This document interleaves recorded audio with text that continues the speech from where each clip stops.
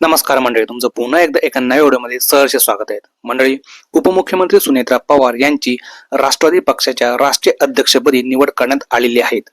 मुंबई येथे राष्ट्रवादी पक्षाचे अधिवेशन हे आयोजित करण्यात आले होते. या अधिवेशनामध्ये त्यांच्या नावाचा प्रस्ताव हा ठेवण्यात आला व सर्वच महत्त्वाच्या नेत्यांनी त्यांना सहमती दर्शवली. त्यामुळे शेवटी सुनेत्रा पवार यांची राष्ट्रीय अध्यक्षपदी निवड करण्यात आली आणि त्यानंतर प्रफुल्ल पटेल यांनी त्यांच्या नावाची घोषणा देखील केली.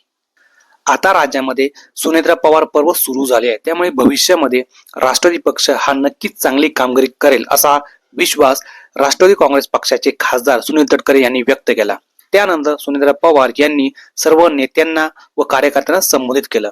यावेळी भाषण करताना त्या अत्यंत भावुक झाल्या, म्हणजे त्यांच्या डोळ्यामध्ये अश्रू देखील आले व त्यांनी सर्व कार्यकर्ते व नेते यांना संबोधित देखील केले.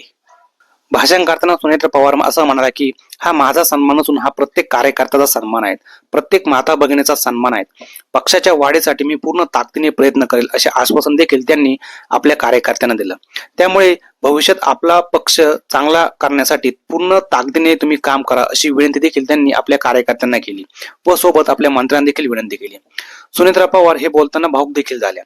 पुढे अजितदादांचा विषय निघाला आणि भाषणामध्ये ते असं पण म्हणाला की अजितदादांचा जो काही वारसा होता आणि तो वारसा म्हणजे शिवशाहू फुले आंबेडकरांचा वारसा, तो सुद्धा जपण्याचं काम आपण करायचं आहे असं देखील त्या आपल्या भाषणामध्ये म्हणाल्या. म्हणजे या सर्व करताना त्या अगदी भावुकपणे बोलल्या.